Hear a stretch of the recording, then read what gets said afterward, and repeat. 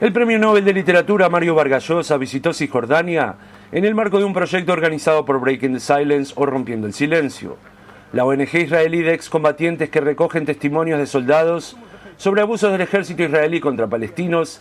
Invitó al escritor a formar parte del proyecto que marcará los 50 años de la ocupación israelí, junto a otros renombrados autores. TNU acompañó a Vargas Llosa en parte de su visita y habló con el escritor sobre la persecución política de la ONG Breaking the Silence y sobre su vuelta a la ciudad de Hebrón, una ciudad en la que viven 200.000 palestinos y 850 colonos israelíes en el centro de la ciudad, protegidos por 650 soldados. Sigue siendo una ciudad sin gente, sin comercio, en la que toda la vida prácticamente ha desaparecido. Es una ciudad sin personas, sin espíritu, sin alma. Y creo que es una ciudad que tiene un simbolismo, representa quizá de manera muy dramática todo el drama terrible, ¿no?, de la pugna entre palestinos e israelíes, la falta de convivencia, la posibilidad de que haya violencias como ha habido tantas en el pasado. Creo que todo eso se siente haciendo el recorrido que he hecho yo por tercera vez ya en Hebrón, sí. Next year in June 2017 we're going to mark the 50th anniversary of the Israeli occupation. El año que viene, el 17 de junio, marcaremos el 50 aniversario de la ocupación israelí. Durante medio siglo, millones de palestinos se encuentran bajo nuestras botas, bajo gobierno militar, sin derechos y sin dignidad. Nosotros queremos asegurarnos de que este momento no pase desapercibido aquí en Israel, en Palestina y en el resto del mundo. Por eso, 26 escritores israelíes, palestinos e internacionales viajaron a los territorios ocupados por una semana y escribirán textos que serán publicados en un libro el 17 de junio, en donde se tratará de contar qué significa vivir bajo la ocupación. Try to tell the story of what does it mean to live under occupation. I was 21 years old. I was in my end of my service. Más de 1.100 soldados han dado sus testimonios a Breaking the Silence desde que se fundó en 2004 bajo la condición de anonimato. La organización verifica la veracidad de los testimonios y los publica en libros o en cuadernillos, no sin antes someterlos a la censura militar para asegurarse de que no se publique información que comprometa la seguridad del Estado. Según sus líderes, en los últimos meses Breaking the Silence se encuentra bajo una campaña organizada que intenta desprestigiar a la organización, siendo marcada como traidora por ministros y políticos. Una campaña que además incluyó el uso de infiltrados. En estos días, el Estado exige a la organización, por intermedio de la Corte, revelar la identidad de parte de los soldados que participaron en la guerra de Gaza de 2014 y dieron sus testimonios. Before, like the airlift or something, we didn't know that. היינו מצפים מפרקליטות המדינה למלא את תפקידה כשומר הסף של שלטון החוק ושל הדמוקרטיה. Esperábamos que la Fiscalía del Estado cumpla con su rol de guardián y defensor del Estado de ley y de la democracia, y que trabaje para asegurar el derecho de libertad de expresión de soldados, para que estos puedan hablar sobre lo que han hecho en los territorios. Y esperábamos que la Fiscalía no tome parte en una campaña de incitación y los intentos de aniquilar a Breaking the Silence que vemos en estos últimos meses. En 2005 conociste a Yehuda y conociste el trabajo de Breaking the Silence. Volvés después de casi 11 años. ¿Cuál te parece que es la importancia de un grupo como el de Breaking the Silence, de personas como Yehuda? Yo creo que es de una enorme importancia.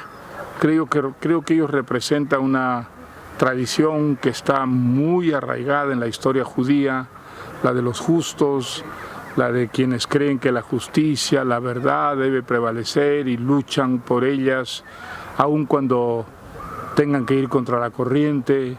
Creo que el trabajo que hacen ellos y bueno, muchos otros israelíes como ellos es una garantía para el futuro, cuando por fin las cosas tomen un rumbo distinto y se produzca algún tipo de arreglo de esta situación tan dramática y que causa pues tantos sufrimientos, ¿no?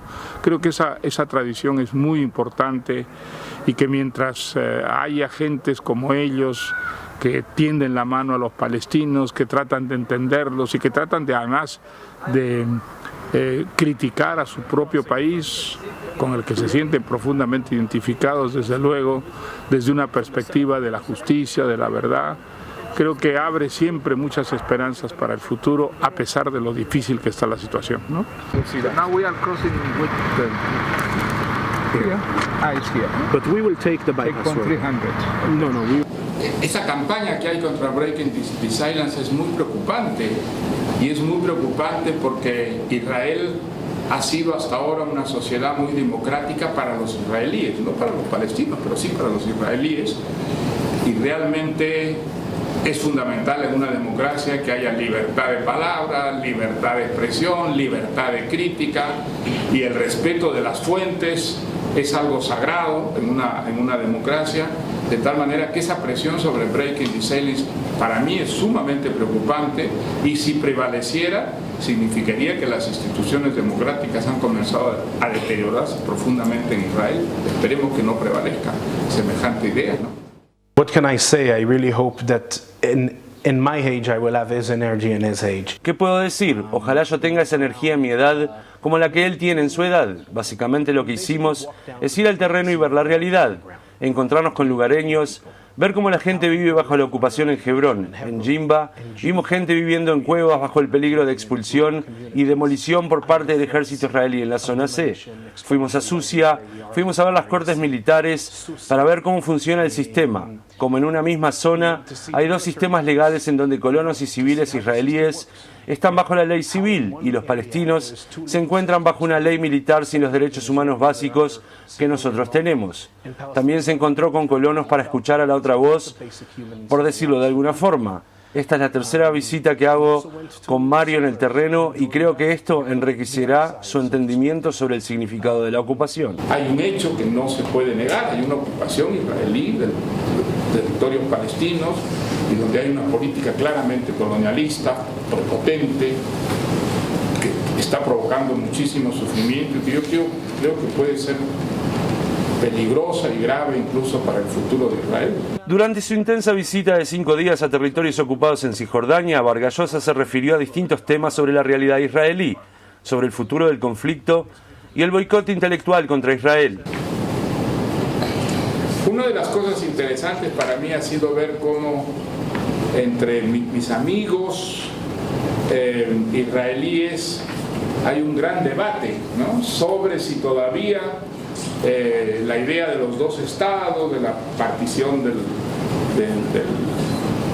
mundo ocupado en Israel en dos estados soberanos, todavía es válida con todo lo que ha ocurrido, o si ya no es posible, y quienes sostenían lo que parecía una quimera muy remota, un solo estado binacional, con derechos iguales para todos, hay que resucitarla como la única solución que queda. Bueno, eso es un debate que está abierto, ¿no?, en Israel, y ha sido para mí muy interesante escuchar las razones de ambos lados, ¿no?